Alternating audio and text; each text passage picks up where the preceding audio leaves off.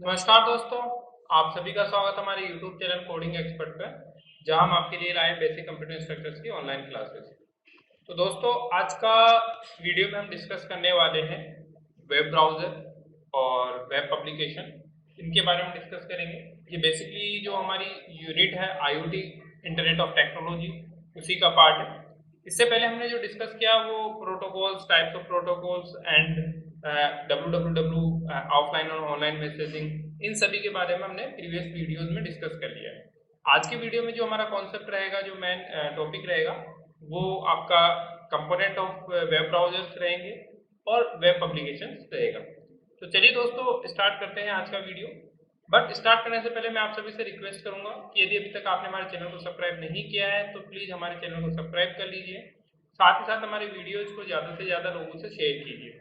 तो चलिए दोस्तों, स्टार्ट करते हैं आज का टॉपिक, वेब ब्राउजर।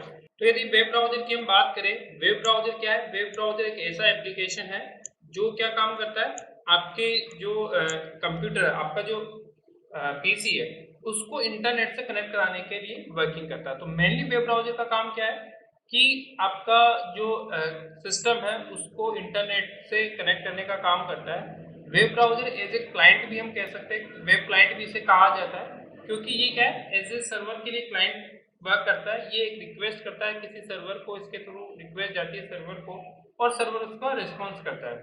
तो हमने वर्ल्ड वाइड वेब डब्ल्यू के अंदर डिस्कस किया था। ये जो मेनली कंपोनेंट होते हैं डब्ल्यू के, थ्री मेन कंपोनेंट्स होते हैं।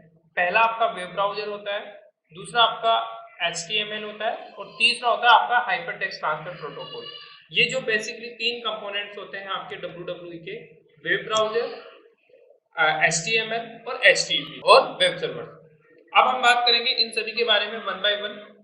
उससे पहले हमने डिस्कस किया कि यूआरएल क्या होता है। यूआरएल एक स्पेशली यूआरएल को क्या कहा जाता है, यूनिफॉर्म रिसोर्स लोकेटर कहा जाता है, जो किसी भी वेबसाइट्स का एक तरीके का एड्रेस होता है वेब सर्वर पे, उसको हम क्या बोलते हैं, यूआरएल बोलते हैं। उसको हम क्या बोलते हैं, यूआरएल। अब web browser, hypertext markup language और HTTP की बात करेंगे। उसके साथ साथ ही हम बात करेंगे यहाँ पे आपके जो DNS के बारे में, डोमेन नेम सर्वर क्या होता है, उसी के बारे में यहाँ पे डिस्कस करेंगे। तो बात करते हैं वेब ब्राउजर। वेब ब्राउजर क्या है? बेसिकली एक इस तरीके की एप्लीकेशन है या एक प्रोग्राम है जो आपके डेटास को डिस्प्ले करता है। मतलब वेब सर्वर से डेटा रिक्वेस्ट सेंड करता है वेब सर्वर को, वेब सर्वर से जो इन्फॉर्मेशन है उसको आपके सिस्टम पे डिस्प्ले करता है। इन्फॉर्मेशन जो डिस्प्ले करने था वो आपकी टेक्स्ट टाइप की भी हो सकती है, पिक्चर टाइप की भी हो सकती है, वीडियो हो सकता है, एनिमेशन हो सकता है। ये सारी टाइप्स की वो क्या करता है, जो भी इंफॉर्मेशन है वो आपके सिस्टम पे डिस्प्ले करता है। बेसिकली एक ऐसा सॉफ्टवेयर है जो क्या प्रोवाइड करवाता है, इंटरफेस प्रोवाइड करवाता है। किस किस के बीच में, आपके मशीन और इंटरनेट के बीच में।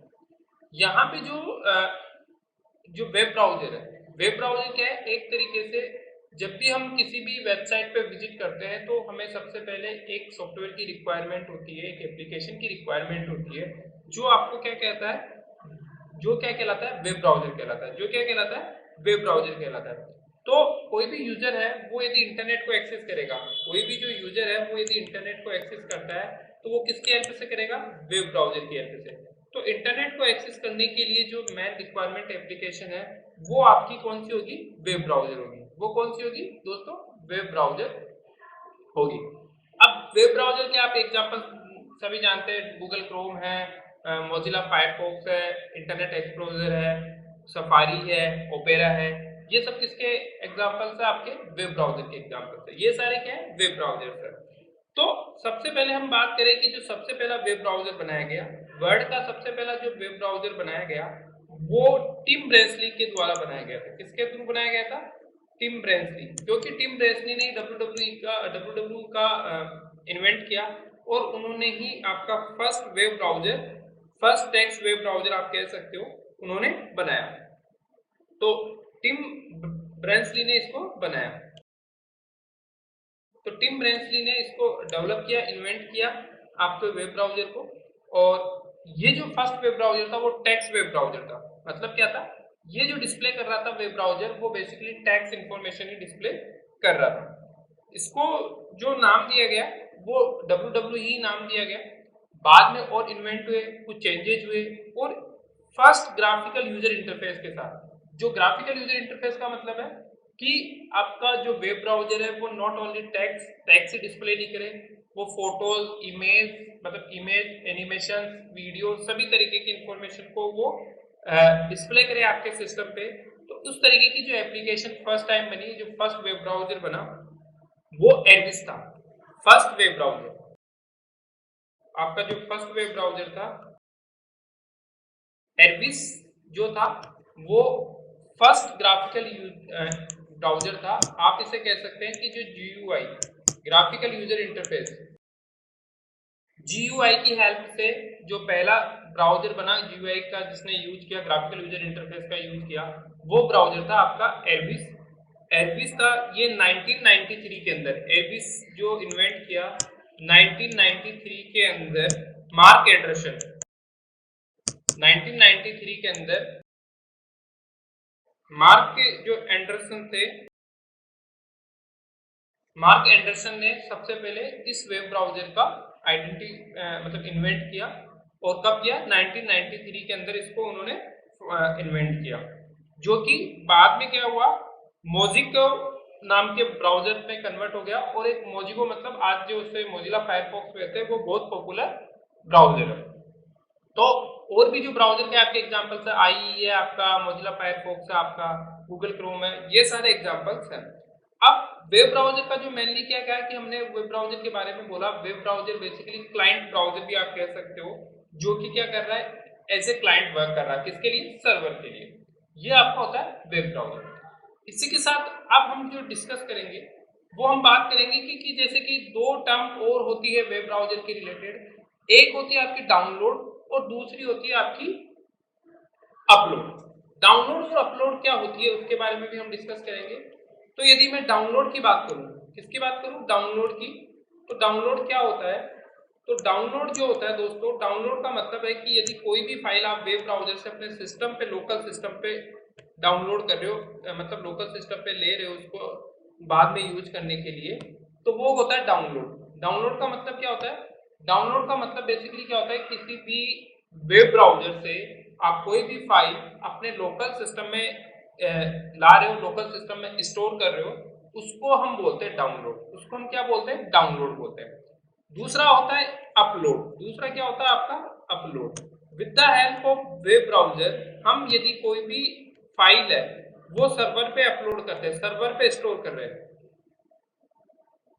कोई भी फाइल यदि हम सर्वर पे स्टोर कर रहे हैं तो उसको क्या बोला जाता है? उसको जस्ट बोला जाता है अपलोड। क्या बोला जाता है उसको? अपलोड। तो डाउनलोड का मतलब है कि सर्वर से आई हुई फाइल को लोकल सिस्टम में स्टोर करना, और अपलोड का मतलब है लोकल सिस्टम की फाइल्स को किस पे इंस्टॉल करना? आपके सर्वर पे इंस्टॉल करना। ये क्या कहलाता है? आपका अपलोड कहलाता है। ये इसको हम बोलते हैं अपलोड करना। तो ये कुछ टर्म थी जिसके बारे में हमने डिस्कस किया। अब हम बात करते हैं HTML की, हाइपर टेक्स्ट मार्कअप लैंग्वेज। ये हमने पहले डिस्कस किया। वेब ब्राउजर क्या है उसके बारे में हमने जाना, वेब ब्राउजर क्या है। अब दूसरा जो हमारा पॉइंट है वो होता है आपका HTML, जिसको हम बोलते हैं hyper text markup language. Hyper text markup language क्या है? बेसिकली एक ऐसी लैंग्वेज है जो कि आपकी हेल्प करती है वेबसाइट्स क्रिएशन में। किसमें क्रिएशन में? वेबसाइट क्रिएशन में, जो कि वेब पेज बनाने में हेल्प करती है। ये बेसिकली डिस्क्राइब करती है वेब स्ट्रक्चर को, किसी भी वेबसाइट के जो स्ट्रक्चर है उसको किस तरीके से बनाना है, कैसे क्या करना है, ये उसको स्ट्रक्चर को आइडेंटिटी डिफाइन करती है। किसके थ्रू? कुछ इसके एलिमेंट्स और टैग्स होते हैं, उनकी हेल्प से किसी भी वेबसाइट का जो क्रिएशन है वो होता है आपका किस लैंग्वेज के माध्यम से? HTML के, जिसे मार्कअप लैंग्वेज बोलते हैं। HTML के अलावा और भी कई सारी लैंग्वेजेज है जो आपकी वेब पेज बनाने में हेल्प करती है। तो HTML बेसिकली कहा गया हाइपर टेक्स्ट मार्कअप लैंग्वेज, जो यूज की जा रही है वेबसाइट क्रिएशन में या वेब पेज क्रिएशन में, आप बोल सकते हो। ये वेब पेज है जो आपके कहाँ स्टोर होते हैं? ये जो वेब पेज है आपके स्टोर होते हैं वेब सर्वर पे। वेब सर्वर पे ये सारे वेब पेज स्टोर होते हैं, जो कि किस पे बने हुए? HTML में। तो जब कभी भी कोई भी क्लाइंट है वेब ब्राउजर से कोई भी रिक्वेस्ट जाती है वेब सर्वर के पास में, तो वेब सर्वर क्या करता है? जो इन्फॉर्मेशन है वो HTML के फॉर्म में वापस से किस पर भेजता है? डिस्प्ले करता है आपके वेब ब्राउजर को। किस पर डिस्प्ले करता है? वेब ब्राउजर को। तो HTML को बेसिकली कहा गया एक तरीके से वेबसाइट क्रिएशन की लैंग्वेज जिसे कहा गया। तो ये भी एक तरीके से WWE का मेन कंपोनेंट होता है। अब हम थर्ड टर्मिनोलॉजी की इसमें बात करते हैं। HTML के बाद में जो थर्ड आती है वो आती है आपकी HTTP। क्या टर्म आती है? HTTP। HTTP मतलब hyper text transfer protocol. HTTP means hyper text transfer protocol. जो HTTP है, हाइपर टेक्स्ट ट्रांसफर प्रोटोकॉल है, वो किस लिए काम आता है? HTTP का मेनली वर्क होता है क्लाइंट और सर्वर के बीच में कनेक्शन को एस्टेब्लिश करना। मतलब कि जो HTTP है वो क्या करेगा, जब भी कोई क्लाइंट रिक्वेस्ट करता है, क्लाइंट जो से URL में कुछ एड्रेस टाइप करेगा, जो रिक्वेस्ट करेगा आपका सर्वर के, तो ये क्या करेगा, जो HTTP है वो उस क्लाइंट से रिक्वेस्ट करेगा सर्वर पे। तो ये जो सर्वर को जब भी कोई भी क्लाइंट रिक्वेस्ट करता है वो HTTP की फॉर्म में करता है, HTTP की हेल्प से करता है, और HTTP की हेल्प से वेब सर्वर पे ये रिक्वेस्ट सेंड करेगा, और वेब सर्वर उस रिक्वेस्ट का रेस्पॉन्स करके वापस से जो रिक्वेस्ट की थी, जो वेब ब्राउजर ने जो रिक्वेस्ट की थी उसको रेस्पॉन्स करेगा, किसको? वेब क्लाइंट को, in the form of web page. Web page की फॉर्म में वो क्या करेगा, उसको रिक्वेस्ट को वापस से रीट्रांसमिट करेगा, उसका रेस्पॉन्स करेगा वेब क्लाइंट को। तो ये सारा किसके हेल्प से होता है? ये सारा हेल्प से होता है आपके HTTP से। किसकी हेल्प से होता है? HTTP से। तो HTTP में क्या है कि जब भी हम कोई भी वेबसाइट क्रिएट करते हैं, जब भी हम ब्राउजर का यूज करते हैं, तो वहां पे ब्राउजर के यूज करने से एक कनेक्शन एस्टेब्लिश होता है आपके वेब सर्वर और वेब क्लाइंट के बीच में, और वो जो कनेक्शन है वो किसके हेल्प से होता है? आपका HTTP। तो HTTP क्या कर रहा है? HTTP हाइपरटेक्स्ट ट्रांसफर प्रोटोकॉल है, वो वेब ब्राउजर और वेब सर्वर में कनेक्शन को एस्टेब्लिश कर रहा है। जैसे ही वेब ब्राउजर से कोई भी रिक्वेस्ट आपके पास वेब सर्वर पे आती है, वेब सर्वर उस रिक्वेस्ट को चेक करता है और उसी HTTP की हेल्प से वापस से क्लाइंट को सेंड करता है। जो HTTP है वो TCP/IP प्रोटोकॉल पे वर्क करता है। HTTP जो कैरिड करता है इंफॉर्मेशन को, वो कौन से प्रोटोकॉल्स के थ्रू करता है? जो मेनली कम्युनिकेट करता है, मेनली किस पे वर्क करता है? ये TCP/IP। किस पे वर्क करता है? With the help of server TCP/IP पे वर्क करता है, और ये प्रोसेस करता है ब्राउजर की रिक्वेस्ट को प्रोसेस करना और उसका रेस्पॉन्स करना। मेन काम किसका होता है? आपका HTTP का। मेन काम किसका होता है? HTTP का। अब दूसरी टर्म है वेब सर्वर। वेब सर्वर क्या होता है? हमने दो तीन बार इस वर्ड को डिस्कस किया कि वेब सर्वर है क्या एक्चुअल में। तो वेब सर्वर की जब भी हम बात करते हैं, तो वेब सर्वर, दोस्तों वेब सर्वर के बारे में बताना चाहूंगा कि वेब सर्वर एक ऐसी मशीन है जो आपके वेब पेजेस को क्या कर रही है? स्टोर करके रखती है। तो वेब सर्वर का मेनली वर्क क्या है? वेब सर्वर का मेनली जो वर्क है आपका वेब पेजेस को स्टोर करना। किसको स्टोर करना? वेब पेजेस को स्टोर करना। और ये वेब पेज जो स्टोर कर रही है, ये किसके थ्रू रेस्पॉन्सिबल हो रहा है? ये HTTP के थ्रू आपके इन वेब पेजेस को एक्सेस किया जाता है, किस पे? क्लाइंट पे। तो वेब सर्वर क्या है? वेब सर्वर बेसिकली एक ऐसी मशीन है जो आपके वेब पेजेस को क्या करके रखती है? स्टोर करके रखती है। वेब पेजेस को स्टोर करके रखती है, इंफॉर्मेशन को स्टोर करके रखती है, और रेस्पॉन्स करती है वेब क्लाइंट को। किसको रेस्पॉन्स करती है? वेब क्लाइंट को, मतलब वेब ब्राउजर को रेस्पॉन्स करती है।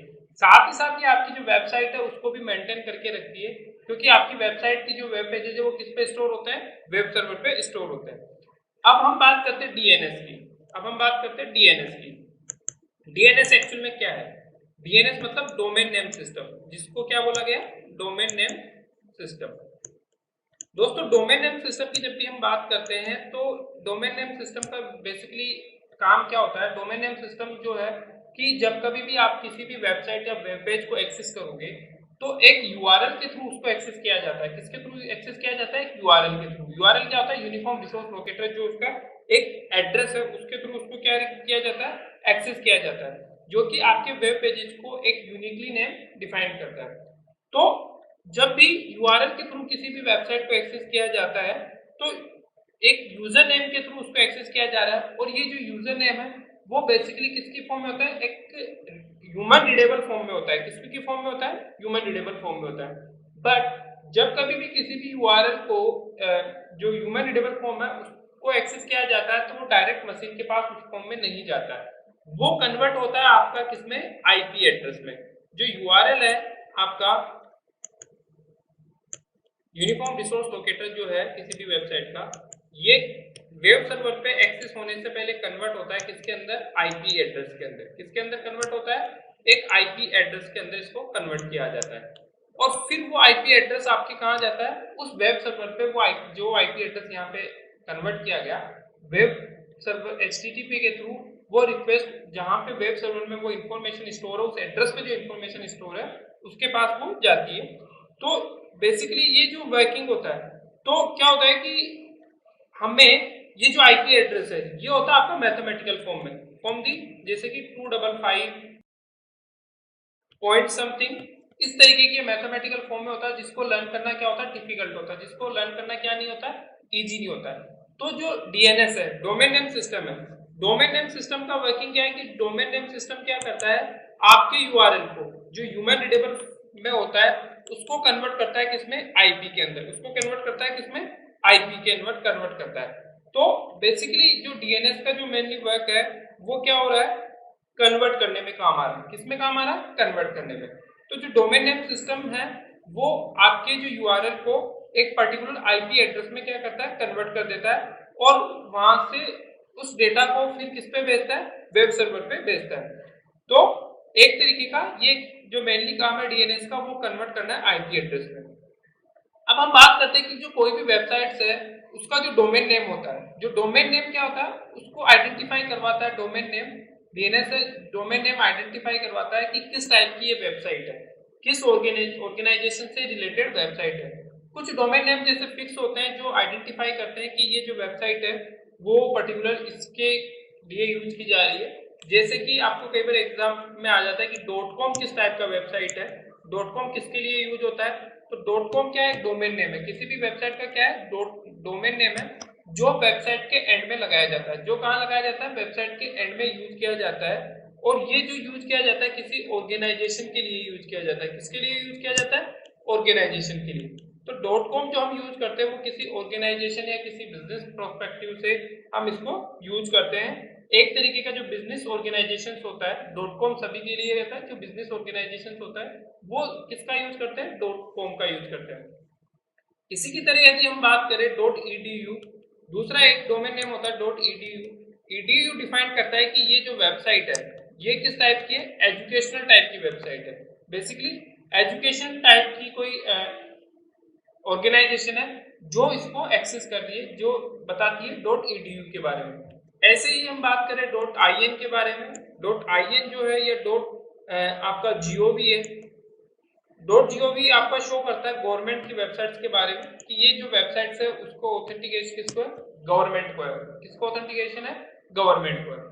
तो ये कुछ डोमेन नेम्स होते हैं .gov, .edu, .com, .ac, .in, particular किसी कंट्री को स्पेसिफाई किया जा रहा है, .in, .uk, ये सारी अलग अलग कंट्रीज की वेबसाइट को आइडेंटिफाई करता है। तो ये हमने बात किया किसके बारे में, आपके वेब ब्राउजर्स के बारे में, जो भी टर्म्स थे उनके बारे में डिस्कस किया। वेब ब्राउजर क्या है, जो www के कंपोनेंट कौन कौन से, 3 कंपोनेंट मेनली है आपका, वेब ब्राउजर, HTML और HTTP। इसके अलावा साथ में हमने डिस्कस किया आपके डोमेन नेम सर्वर और वेब सर्वर, इन सभी के बारे में हमने इसमें डिस्कस किया। अब हम बात करते हैं वेब पब्लिकेशन की कि वेब पब्लिकेशन क्या है।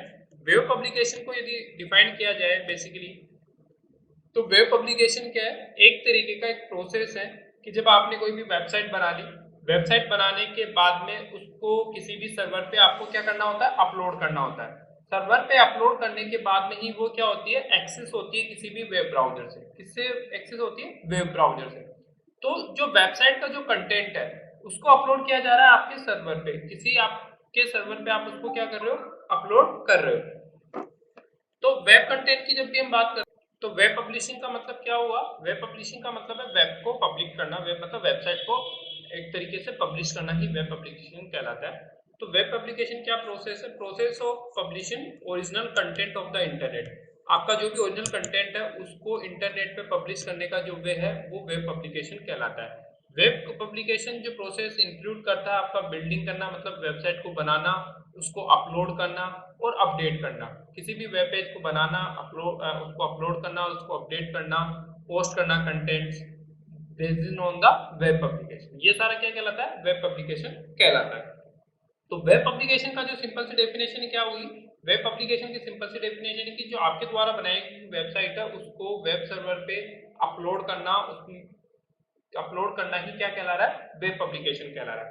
जब वेब एप्लीकेशन की हम बात करते हैं कि किसी भी वेबसाइट को पब्लिश करने से पहले उसको हमें कुछ स्टेप्स है वो फॉलो करने पड़ते हैं। So there are 5 step to publish a website. किसी भी वेबसाइट को पब्लिश करने के लिए 5 स्टेप्स है जो हमें फॉलो करने पड़ते हैं। हमें जो 5 स्टेप्स है किसी भी वेबसाइट को पब्लिश करने से पहले, सबसे पहले कि जो वेबसाइट आप बना रहे हो उसका कंटेंट तैयार करना।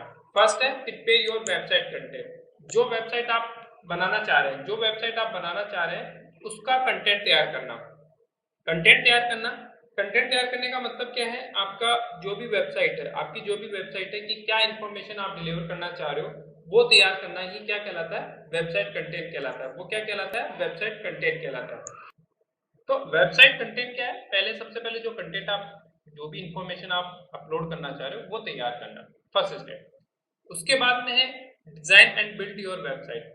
अब जब आपने कंटेंट तैयार कर लिया कि मेरे को ये इंफॉर्मेशन एक तरीके से अपलोड करनी है, उसके बाद में उस इंफॉर्मेशन को किस तरीके से डिजाइन किया जाए, किस तरीके से डिजाइन करके बनाया जाए, वो कहलाता है आपका design and build your website. आप इसके लिए क्या करेंगे कि पर्टिकुलर एक डिफरेंट डिफरेंट लैंग्वेजेस का यूज करते हुए आपकी जो इंफॉर्मेशन है उसको डिजाइन करवाओगे कि ये इस तरीके से दिखनी चाहिए। इसी के साथ साथ होता है एक डोमेन नेम रजिस्ट्रेशन। क्या होता है, डोमेन नेम रजिस्ट्रेशन, डीएनएस, जिसको हम डोमेन नेम रजिस्ट्रेशन कहते हैं। डोमेन नेम रजिस्ट्रेशन का मतलब है कि आपका जो वेबसाइट है उसका एक यूनिक नेम होता है। यूनिक नेम होता है क्योंकि हमने पहले डिस्कस की थी कि हर एक वेबसाइट का क्या होता है, एक यूनिक नेम होता है। कोई भी वेबसाइट है उसका दो से ज्यादा वेबसाइट्स का नेम क्या नहीं हो सकता, सेम नहीं हो सकता है।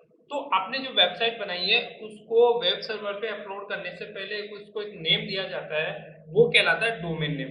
तो आपको क्या करना पड़ेगा कि जो भी वेबसाइट बनाई उसके इंफॉर्मेशन को वेब सर्वर पे स्टोर करने के लिए एक रजिस्ट्रेशन कराना होगा उस वेबसाइट के नेम से, जिसको बोला जाता है domain name registration. Domain name registration क्या कर रही है कि जो आपकी वो इंफॉर्मेशन है उसको एक आइडेंटिटी, एक एड्रेस एसोसिएटेड कर रही है कि जिसके थ्रू आपको वो इंफॉर्मेशन एक्सेस हो सके। जैसे कि आपका एक आइडेंटिटी क्या है, आपका नाम, जिसके थ्रू आपको एक्सेस किया जाए, आपको बुलाया जाता है, तो वो आपका होता है नेम।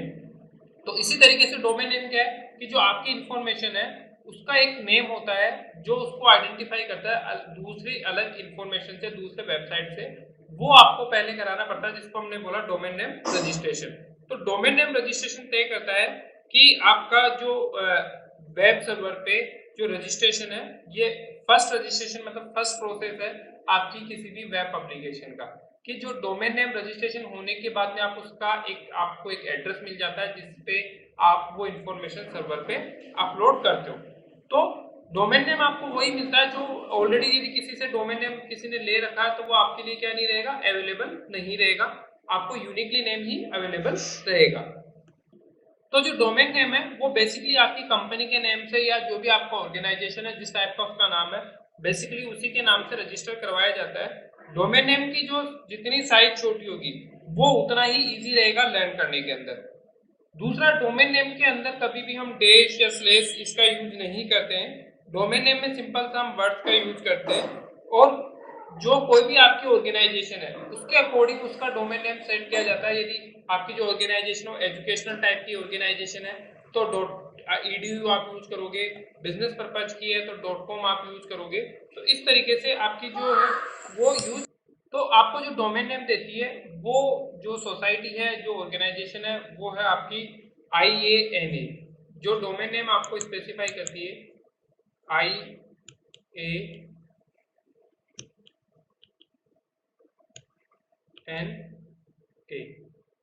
IANA एक ऑर्गेनाइजेशन है जो कि basically internet assigned number authority कहलाती है। इंटरनेट असाइंड नंबर ऑथोरिटी है जो आपके डोमेन नेम को स्पेसिफाई करती है। ये जो IANA है ये फिर क्या करती है, ये बेसिकली जो वर्किंग है कुछ स्मॉल स्मॉल जो रजिस्टर्ड है कंपनीज है उनको दे देती है। जैसे कि हम बात करें GoDaddy है, आपका Doster.com है, Register.com है, ये सारी वेबसाइट्स है जो आपको किसमें हेल्प करती है, डोमेन नेम दिलाने में हेल्प करती है। उसके बाद में जब डोमेन नेम आपका हो जाता है कंप्लीट, रजिस्ट्रेशन डोमेन नेम हो जाता है, तो आपका कंटेंट तैयार हो गया, वेबसाइट बन गई, वेबसाइट की डिजाइनिंग हो गई और आपको डोमेन नेम मिल गया। अब डोमेन नेम मिलने के बाद में सबसे इंपॉर्टेंट पार्ट होता है उसकी होस्टिंग, उसकी होस्टिंग। होस्टिंग क्या होगा कि आप होस्टिंग के लिए आपको किसकी रिक्वायर पड़ेगी, एक सर्वर की रिक्वायर पड़ेगी। होस्टिंग के लिए किसकी रिक्वायर होती है, एक सर्वर की। तो वो सर्वर आपको डिफरेंट डिफरेंट छोटे जो ऑर्गेनाइजेशंस होते हैं वो क्या करते हैं कि डिफरेंट डिफरेंट जो बड़ी बड़ी कंपनीज होते हैं उनसे वो सर्वर पे अपनी जो स्टोरेज है वो रेंट पे ले लेते हैं या उनको पे करते हैं जितने टाइम के लिए वो एक्सेस कर रहे हैं। तो यहाँ पे डिफरेंट डिफरेंट कंपनीज आपको क्या प्रोवाइड करवाती है, स्टोरेज प्रोवाइड करवाती है। सर्वर पे क्या प्रोवाइड करवाती है, स्टोरेज प्रोवाइड करवाती है। तो आप अपनी वो इंफॉर्मेशन जो आपके पास वेबसाइट है उसको उस डोमेन नेम की हेल्प से उस वेब सर्वर पे अपलोड करते हो, वो क्या कहलाता है, आपका वेब होस्टिंग कहलाता है। वो क्या कहलाता है, वेब होस्टिंग कहलाता है। तो वेब होस्टिंग का मतलब क्या हुआ, बेसिकली जो आपकी इंफॉर्मेशन है वो किसी सर्वर पे आपने अपलोड की है वो आपका वेब होस्टिंग कहलाएगा। वो क्या कहलाएगा, वेब होस्टिंग कहलाएगा। अब उसके बाद में वेब होस्टिंग के बाद में आती है कि क्वालिटी एश्योरेंस ऑडिट की। जब भी आप अपनी कोई भी वेबसाइट बनाते हैं तो उसके जैसे कि उसको पब्लिश करने से पहले, यूजर्स को पब्लिश करने से पहले उसकी क्वालिटी को थोड़ा मेंटेन ध्यान रखा जाता है कि हाँ यदि कोई यूजर उस वेबसाइट पे आपके आगे एक्सेस कर रहा है तो कुछ क्वालिटी कुछ इस तरीके की वो होनी चाहिए कि हर एक यूजर के लिए वो इजी टू इंटरफेस हो, उसका इजी टू एक्सेस हो। ये सारी चीजें को ध्यान में रखा जाता है ताकि वो इजी टू एक्सेसिबल हो सके। तो जितनी ज्यादा वेबसाइट क्वालिटी वाइज अच्छी होगी उस पर ट्रैफिक का जो है वो भी उतना, यदि ट्रैफिक लोड एक साथ आता है तो भी वो उसको मैनेज कर सकती है। तो क्वालिटी इंश्योरेंस ऑडिट भी अगर आपका वेबसाइट किया जाता है। उसके बाद में जो वेबसाइट है वो आपको पब्लिश होती है, उसका मेंटेनेंस किया जाता है।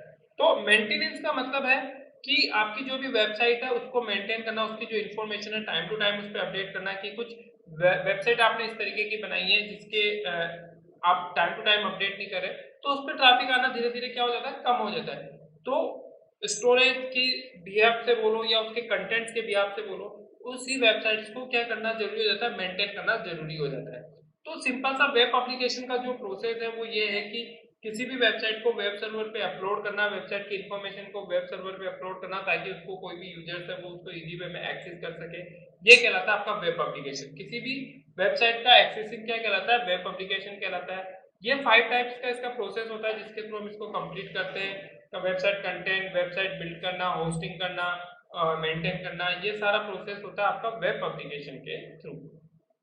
इसी के साथ साथ एक और चीज होती है कि जो वेब पेजेज है वो दो टाइप्स के आपके वेब पेजेज होते हैं, टाइप्स ऑफ वेब पेजेज। दोस्तों टाइप्स ऑफ वेब पेजेज की बात करें तो हम दो वेब पेजेज होते हैं मेनली। एक वेब पेज होता है स्टैटिक और दूसरा वेब पेज होता है आपका डायनामिक। दो पेज जो वेब पेज है स्टैटिक और डायनामिक, उसमें डिफरेंस ये होता है दोस्तों, स्टैटिक वेब पेज होता है जो क्या होता है, फिक्स होता है। मतलब फिक्स, स्टैटिक का मतलब ये होता है फिक्स, मतलब जो भी स्टैटिक वेब पेज की जो भी इंफॉर्मेशन है वो चेंजेस नहीं होती है। जब कभी भी कोई भी HTTP के थ्रू रिक्वेस्ट वेब सर्वर पे आती है तो सेम इंफॉर्मेशन ही वापस से पब्लिश की जाती है किसको, वेब ब्राउजर को। आप कितनी भी टाइम पे उसको रिक्वेस्ट भेज कीजिए, सेम इंफॉर्मेशन ही आपकी क्या होगी, स्टैटिक वेब पेज यदि होगा तो वो सेम इंफॉर्मेशन ही आपके वेब ब्राउजर पे क्या होगी, डिस्प्ले होगी। तो वो चेंज नहीं होती अनटिल जब तक कि कोई भी वेब पेज को आके सर्वर पे उसको अपलोड नहीं करे या उसमें कोई कंटेंट में चेंज नहीं करे, जब तक वो क्या नहीं होती है, चेंजेस नहीं होती है। दूसरा जो वेब पेज होता है वो डायनामिक वेब पेज होता है। डायनामिक पेज वेब पेज होता है जो ऑटोमेटिक इंफॉर्मेशन को क्या करता रहे, अपडेट करता रहे। मतलब जब कभी भी आपने HTTP के थ्रू रिक्वेस्ट की आपके वेब सर्वर को, तो उस समय जो वेब रिक्वेस्ट आपको रिस्पॉन्स कर रहा है वो अलग टाइप की इंफॉर्मेशन रिक्वेस्ट कर रहा है, और फिर आप यदि सेकंड टाइम फिर रिक्वेस्ट करते हो तो उस समय जो वेब सर्वर से जो आपके पास इंफॉर्मेशन आ रही है वो डिफरेंट टाइप की इंफॉर्मेशन आ रही है। फॉर एग्जाम्पल जैसे कि आपकी शेयर ब्रोकर्स की जो वेबसाइट्स होती है वो जहां content time to time change होता रहता है, इसी तरीके से यदि किसी वेबसाइट वेब पेजेस के अंदर टाइमिंग का स्लॉट लगाओ जो टाइमिंग को शो कर रहा है, तो वहां पे जो टाइमिंग की क्लॉक है वो हर एक मिनट में चेंजेज हो रही है। तो ऐसे वेब पेज जहां इंफॉर्मेशन जब भी आप रिफ्रेश कर रहे हो तब चेंजेज होती जा रही है, उसको हम बोलते हैं डायनामिक वेब पेज। उसको हम क्या बोलते हैं, डायनामिक वेब पेज। हमने देखा कि स्टैटिक और डायनामिक में जो बेसिकली डिफरेंस है वो ये है कि स्टैटिक जो कंटेंट है वो फिक्स होता है, वो फिक्स सर्वर पे अपलोड कर दिया जाता है विदाउट हेल्प ऑफ कि कोई भी यहाँ पे जो जावास्क्रिप्ट या जिस लैंग्वेज के थ्रू, वो सिंपल वही कंटेंट आपके सामने जब जितनी पर भी आप उसको रन करोगे वेब ब्राउजर पे तो सेम कंटेंट ही आपको सेम पेज ही डिस्प्ले होगा। ये होता है आपका स्टैटिक। डायनामिक पेज में क्या होता है कि हर टाइम एक अपडेशन होता रहता है। तो जैसे जब भी टाइम आप नया पेज पे रीलोड करोगे, नए पेज के लिए रिक्वेस्ट करोगे, तो हर वक्त आपको एक नई इंफॉर्मेशन वहां पे मिलेगी। तो डायनामिक पेजेस होते हैं उनको जो वर्किंग जो टाइमिंग लगता है वो थोड़ा सा ज्यादा लगता है, क्योंकि वो क्या होता है, वो पेजेस रन पहले बिल्ड कराने, मतलब स्टैटिक में पहले से ऑलरेडी बिल्ड पेजेस होते हैं, और डायनामिक के अंदर जो पेजेस होते हैं वो प्री बिल्ड नहीं होते, वो यूजर की रिक्वायरमेंट पे बिल्ड होते हैं, इस वजह से उनको थोड़ा सा टाइमिंग लगता है। तो ये था हमारा स्टैटिक और डायनामिक वेब पेज के अंदर। डायनामिक पेज में हमने देखा कि डायनामिक जो पेजेस होते हैं उनको क्या होता है, जो उनका कंटेंट है वो हर टाइम चेंजेस होता रहता है। जैसे कि आपकी यदि कोई भी वेबसाइट पे आपने क्लॉक यूज कर रखी है, या आपकी कोई शेयर ब्रोकिंग की वेबसाइट्स है, उसमें हर पॉइंट पे हर जब भी आप रिफ्रेश करोगे तभी इंफॉर्मेशन चेंज होके आएगी। तो ऐसे पेजेस को हम बोलते हैं डायनामिक वेब पेज। तो आज की वीडियो में हमने देखा दोस्तों कि पेजेस क्या होते हैं, वेब एप्लीकेशन क्या होती है, इन सभी के बारे में आज की वीडियो में हमने डिस्कस किया। नेक्स्ट वीडियो में हम डिस्कस करेंगे कि आपकी जो एसईओ और ई कॉमर्स उनके बारे में बात करेंगे। तो आज के लिए इतना ही है दोस्तों, धन्यवाद।